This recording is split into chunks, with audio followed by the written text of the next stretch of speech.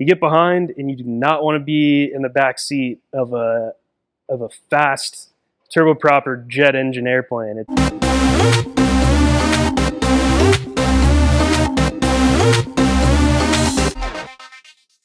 Hey everyone, my name is Braxton Talks, and I fly PC-24s and PC-12s for a living. Never in my wildest dreams did I think that I would be flying a jet for my primary source of income, but it's just kind of how my life turned out, and I'm very happy that that's the case. I have kind of a weird entry into the world of aviation. Went to college, thought I wanted to go into sales, did that for a few years, was trying to sell real estate, and then became a financial advisor. And boy, I was just miserable every day, and was always just looking for the next greatest thing.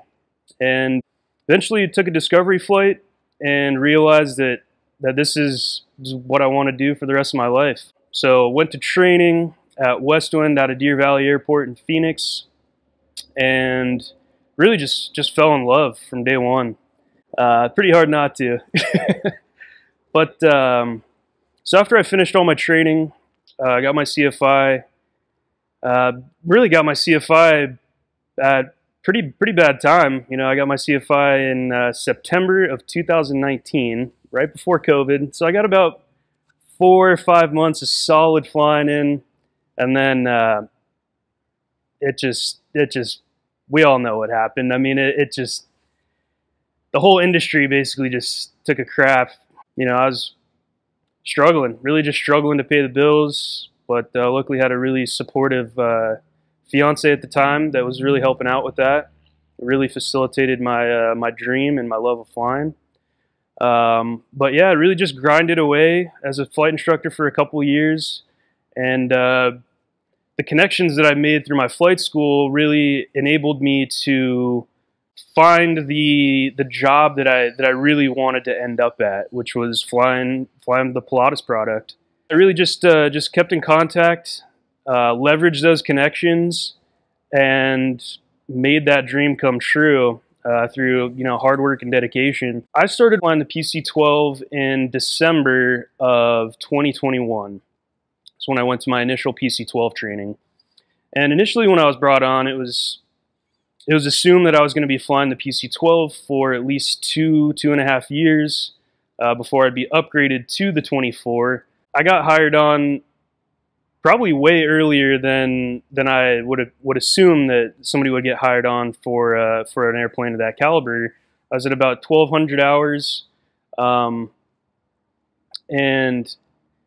even though I was at 1,200 hours, I still didn't meet Part 135 IFR minimums. I was short on night and cross-country time.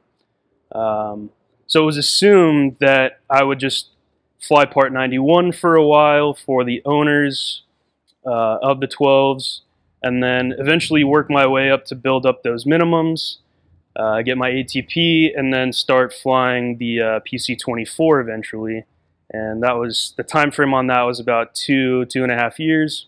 But with the current climate right now, people are just leaving in droves for the airlines, and guess right place, right time. I was bumped up to the 24 in August of 2022. Just finished up my initial PIC single pilot type reading in the 24, which was quite the process.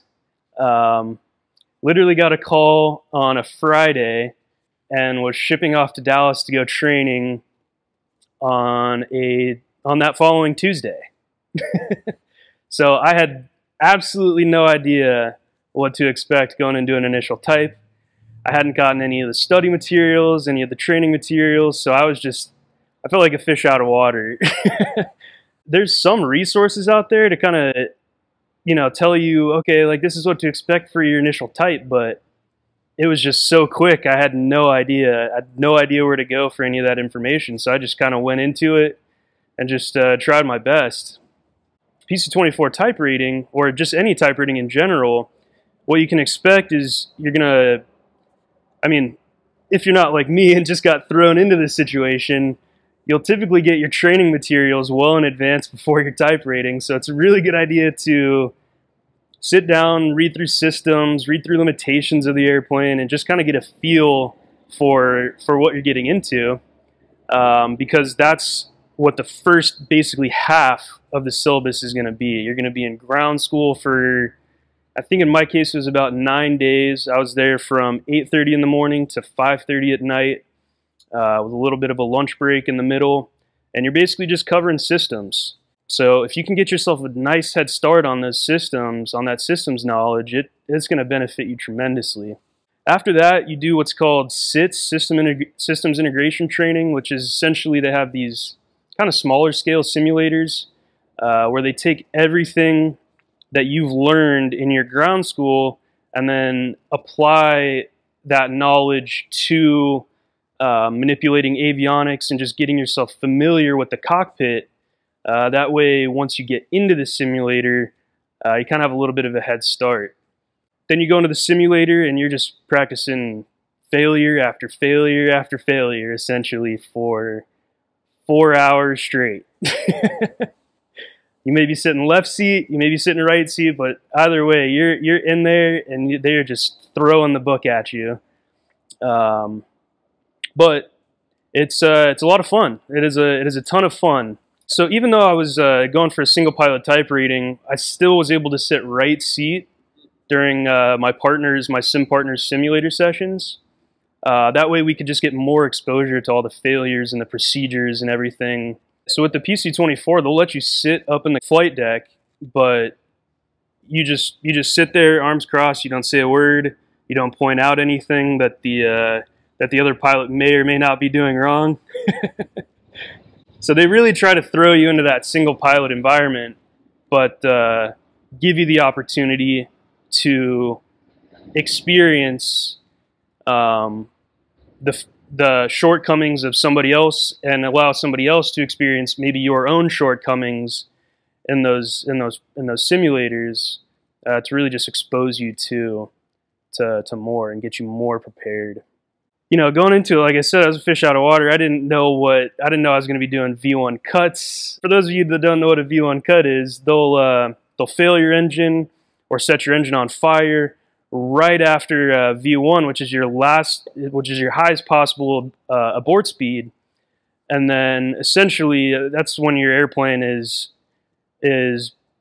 very hard to control with the asymmetric thrust that's going on at those low speeds, which, you know, going through some commercial multi-engines training, you experience that to a certain degree, but you're never really experiencing what it's like to have that engine failure at that speed with that much asymmetric thrust. I mean, in the PC-24, at maximum possible throttle, which we call ATR, or automatic thrust reserve, these engines are putting out 3,600 pounds of thrust per engine. So you have a ton of asymmetric thrust, and it's basically as much rudder as you can put into this thing to just keep it on the runway going straight, which did not red screen the simulator, but came pretty close a few times. When everything was functioning appropriately and during normal operations, it's brilliant aircraft. I mean, you can climb from sea level to 45,000 feet in about 20-25 minutes. Which is pretty incredible. I mean, it feels like a rocket ship, I'll say that. And my progression into it, I'd say was probably about as smooth of a progression as you can go. So I didn't start flying the PC-24 right after coming out of a piston single. I flight instructed for a while and then got into the PC-12, and the PC-12, it's faster than a Cessna, but then the 24 is another step up. So it wasn't like I was just making this massive leap in speed and workload. I really got to experience kind of a smooth transition with kind of workload and how fast everything happens in the airplane, which I feel like was very, very beneficial in my case. The PC-12 was definitely the biggest learning curve for me, because even though I didn't jump straight from a piston single up into a multi-jet,